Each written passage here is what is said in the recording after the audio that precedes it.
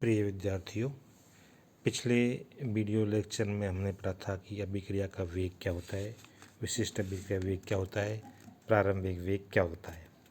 आज हम अभिक्रिया वेग को प्रभावित करने वाले कारकों का अध्ययन करेंगे। तो जैसा कि हम जानते हैं कि किसी भी रासायनिक अभिक्रिया का वेग उसमें उपस्थित अभिकारक अणुओं की सांद्रता पर डिपेंड करता है। तो यहाँ पर सांद्रता के अलावा भी और बहुत से कारक हैं जिन पर हमारा अभिक्रिया का वेग निर्भर करता है।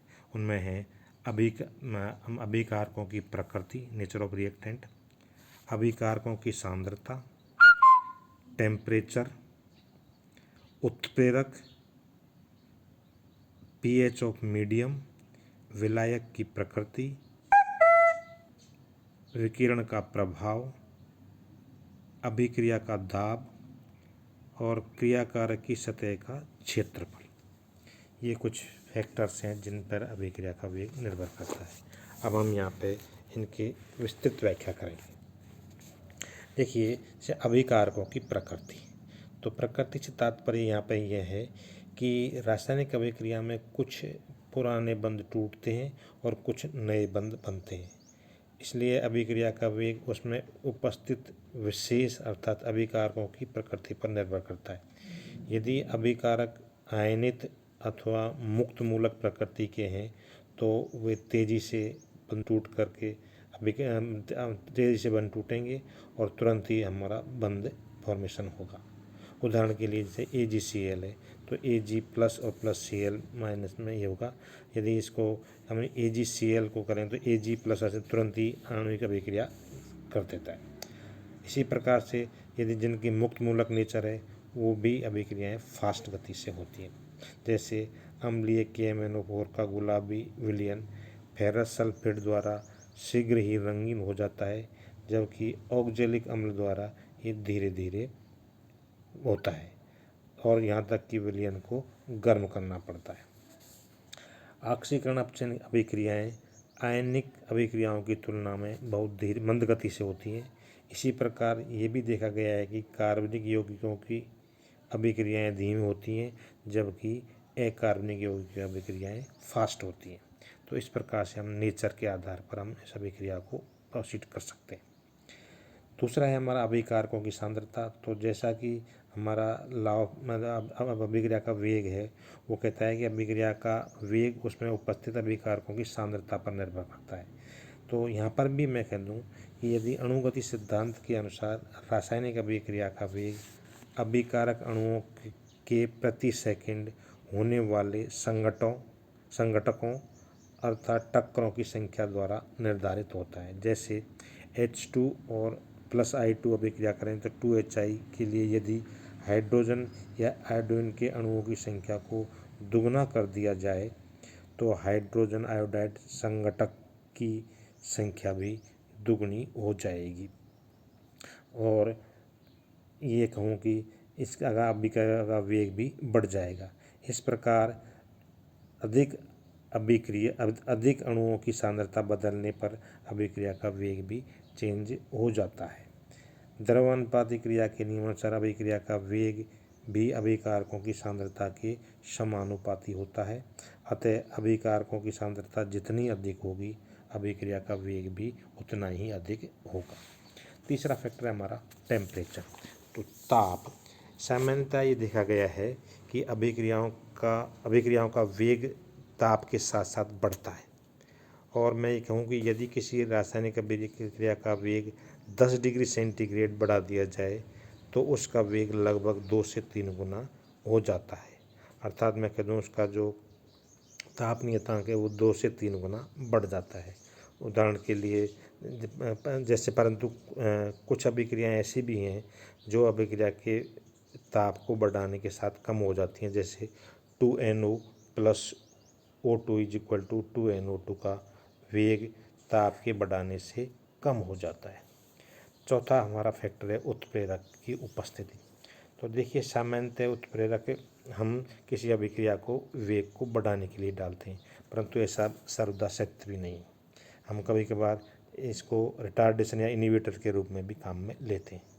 अतः वे पदार्थ जिनको यदि अभिक्रिया मिश्रण में मिला दिया जाए तो वे अभिक्रिया वेग को प्रभावित करते हैं, परंतु स्वयं अपरिवर्तित रहते हैं। जैसे यदि KCl के साथ बहुत थोड़ी मात्रा में चुटकी भर MnO2 मिला दिया जाए तो अपेक्षाकृत कम ताप पर KClO3 के अपघटन के वेग में वृद्धि होती है तथा अधिक मात्रा में ऑक्सीजन प्राप्त होती है। हाइड्रोजन तथा ऑक्सीजन के संयोग को प्लेटिनम उत्प्रेरित करता है। इसके विपरीत संबंधक, जिसको हम इनहिबिटर भी कहते हैं, संबंधक अभिक्रिया में उत्पन्न होने वाली क्रियाशील माध्यमिकों से क्रिया करके अभिक्रिया वेग को कम भी करता है। जैसे एल्किल एमाइड की उपस्थिति हो तो यह पर ऑक्सी डाइसल्फेट की अभिक्रिया SO4-2 क्रियाशील पदार्थ से क्रिया करके वेग को कम कर देता है। अतः उत्प्रेरक की उपस्थिति के कारण रासायनिक अभिक्रियाएं अन्य दूसरी प्रकार से संपन्न होने वाली अभिक्रियाओं की गति प्रभावित होती है। अगला है pH ऑफ मीडियम। जो अभिक्रियाएं जलीय माध्यम में होती हैं वे साधारणतया माध्यम के pH पर निर्भर करती हैं। धातु आयन का ऑक्सीकरण अभिक्रियाओं में अभिक्रिया वेग साधारणतया हाइड्रोजन आयन की सांद्रता पर निर्भर करता है, जबकि अम्लीय विलयन में TiFeCl को ऑक्सीकृत कर देता है, जबकि Til फर्स्ट FeCN6-3 द्वारा ऑक्सीकृत नहीं होता, लेकिन क्षारीय माध्यम में दूसरी अभिक्रियाएं होती हैं जबकि पहली प्रकार की नहीं। तो हमारा अगला फैक्टर है माध्यम की प्रकृति। तो देखिए, आयनिक क्रियाकारक अथवा ध्रुवीय क्रियाकारक ध्रुवीय विलायकों में तेजी से गति से अभिक्रिया करते हैं, जबकि अध्रुवीय विलायकों में इस प्रकार के क्रियाकारक मंद गति से अभिक्रिया करते हैं। इसका तात्पर्य ये हुआ कि किसी अभिक्रिया का वेग बहुत कुछ माध्यम की प्रकृति पर भी निर्भर करता है, क्योंकि माध्यम अभिक्रिया करने वाली स्पीशीज की सक्रियता को प्रभावित करता है। जैसे कि माध्यम के गुण आयनिक सामर्थ्य या पराविद्युतांक पर निर्भर करते हैं, और जैसे पराक्सी डाइसल्फेट आयोडाइड की अभिक्रिया में माध्यम की आयनिक सामर्थ्य बढ़ाने पर अभिक्रिया का वेग भी बढ़ जाता है। अगला फैक्टर है हमारा विकिरण का प्रभाव। तो कई ऐसी अभिक्रियाएं हैं जिनका वेग बहुत कम होता है, अतः ऐसी अभिक्रियाएं विशेष विकिरणों यानी फोटोन का अवशोषण करके अधिक वेग से संपन्न होने लगती हैं। जैसे पौधों में प्रकाश संश्लेषण अंधेरे में नहीं होता बल्कि सूर्य के प्रकाश में होता है, और जिसका उदाहरण आपने CO2 + H2O + HNO तो CH2O + O2 बनता है। इसी प्रकार सूर्य के प्रकाश में H2 व Cl2 के मध्य अभिक्रिया से HCl बनता है। तो ये भी हमारा एक प्रकार से विकिरण के प्रभाव के आधार पर है। अगला हमारा है अभिक्रिया का दाब। तो देखिए, दाब का प्रभाव सामान्यतः सॉलिड और लिक्विड रिएक्टेंट वाली अभिक्रियाओं पर तो न के बराबर होता है, परंतु गैसीय अभिक्रियाओं में इसका प्रभाव अवश्य पड़ता है। तो वे अभिक्रियाएं जिनमें उत्पादों अथवा आयतन अभिक्रियाओं के मोलों की संख्या अथवा आयतन से कम होता है, अभिक्रियाओं का वेग दाब बढ़ाने से बढ़ जाता है।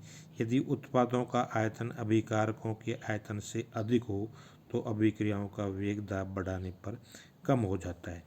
यदि आयतन परिवर्तन नहीं होता है तो उससे दाब का कोई प्रभाव नहीं पड़ता, जैसे कि सॉलिड में और लिक्विड रिएक्टेंट के केस में, परंतु गैसीय अभिक्रियाओं पर दाब का प्रभाव पड़ता है।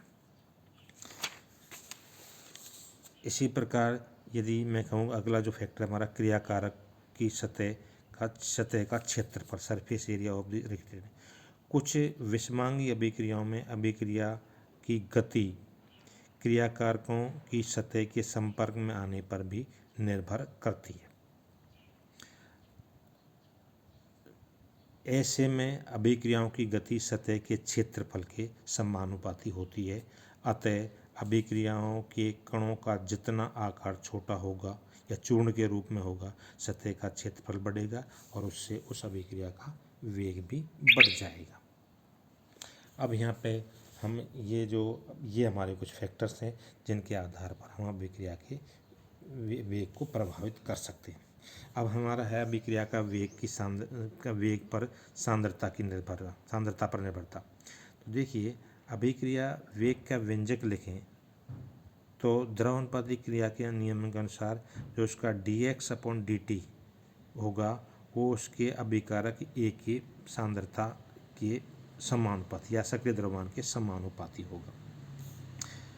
इसी आधार पर हम ये कह सकते हैं कि यदि K यहाँ पर जो हम इसको dx/dt is proportional to CA concentration of reactant, तो इसमें हम यहाँ पे इसको हम बराबर करें तो dx/dt is K into CA या K इंटू सक्रिय द्रव्यमान ऑफ रिएक्टेंट हो जाता है। और यहाँ पे K एक समानुपाती स्थिरांक होता है जो पदार्थ की प्रकृति तथा ताप पर निर्भर करता है। इसे विभिन्न नामों से जाना जाता है, जैसे विशिष्ट अभिक्रिया वेग, वेग स्थिरांक, वेग गुणांक आदि। यदि अभिक्रिया की सांद्रता इकाई हो तो अभिक्रिया का वेग उसके विशिष्ट अभिक्रिया वेग के बराबर होगा। अब यहाँ पे हम विशिष्ट अभिक्रिया वेग और विशिष्ट अभिक्रिया वेग के लिए किस प्रकार से हम उनके नियतांकों के लिए विमाएँ मात्रक ज्ञात कर सकते हैं। तो देखिए, अभिक्रिया का जो वेग है वो बराबर होता है dc+-dc/dt, या मैं कह दूँ सांद्रता में परिवर्तन डिवाइडेड बाई परिवर्तन में लगा समय। यदि सांद्रता को मोल प्रति लीटर में लिया जाए तथा समय को सेकंड अथवा मिनट में लिया जाए तो अभिक्रिया का वेग हमारा क्या हो जाएगा, मोल/लीटर मल्टीप्लाइड सेकंड इनवर्स, अथवा मैं कह दूँ मोल/लीटर मिनट इंटू मिनट इनवर्स। और इसको हम आगे सॉल्व करें तो अभिक्रिया वेग बराबर हो जाएगा मोल/लीटर इनवर्स सेकंड इनवर्स अथवा मोल/लीटर इनवर्स मिनट इनवर्स। सामान्य अभिक्रियाओं में जैसे मैं कह दूँ कि कोई अभिक्रिया का small a mole A reactant A का, स्मॉल b मोल रिएक्टेंट बी का और स्मॉल c मोल रिएक्टेंट सी का पार्टिसिपेट करके उत्पाद में कन्वर्ट होता है, तो उस स्थिति में जो अभिक्रिया का वेग वह समानुपाती होगा सक्रिय द्रव्यमान ऑफ A की पावर A, सक्रिय द्रव्यमान ऑफ B की पावर B और सक्रिय द्रव्यमान ऑफ C की पावर C। और इसको हम कह सकते हैं अभिक्रिया वेग is equal to K into सक्रिय द्रव्यमान ऑफ A, सक्रिय द्रव्यमान ऑफ A, B एंड सक्रिय द्रव्यमान ऑफ C। और इसको हम कह सकते हैं सांद्रता, क्योंकि अभिक्रिया का वेग हमारा क्या होता है सांद्रता बटे समय, तो सांद्रता इंटू समय इनवर्स बराबर होगा हमारा K सांद्रता की पावर स्मॉल a मल्टीप्लाइड सांद्रता की पावर स्मॉल b मल्टीप्लाइड सांद्रता की पावर स्मॉल c। और यहाँ से हम विशिष्ट अभिक्रिया वेग K का मान निकालें तो K इज इक्वल टू हो जाएगा सांद्रता इंटू समय इनवर्स डिवाइडेड बाई सांद्रता की power a plus b plus c। और इसको हम कह सकते हैं कि इसको हम ऊपर ले जाएं सांद्रता को, तो सांद्रता की पावर 1 माइनस कोष्टक में a plus b plus c multiplied समय इनवर्स। अब यदि सांद्रता को मोल प्रति लीटर में लिया जाए और समय को हम मिनट या उसमें लिया जाए तो हम उस आधार पर इस अभिक्रिया का वेग नियतांक मात्रा निकाल सकते हैं। तो इसके लिए जो हमारा K का जो विशिष्ट अभिक्रिया का वेग जो मात्रा होगा मोल की power 1 minus a plus b plus c into litre की power a plus b plus c minus 1 into समय इनवर्स। तो यदि सेकेंड मिनट में लिया जाए इसको तो K की पावर हो जाएगी हमारी मोल की power 1 minus a plus b plus c into litre की power a plus b plus c minus 1 into second inverse. और यदि मिनट में लिया जाए तो इसका हमारा मिनट इनवर्स हो जाएगा।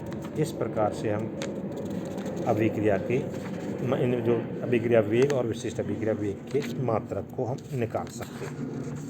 अब हमारा अगला जो टॉपिक है वो है अभिक्रिया की कोटि से क्या तात्पर्य है। तो देखिए, अभिक्रिया की कोटि से यहाँ पर तात्पर्य है कि किसी भी रासायनिक अभिक्रिया में भाग लेने वाले जो रिएक्टेंट की सांद्रता की घातांकों का योग ही उस अभिक्रिया की कोटि कहलाती है।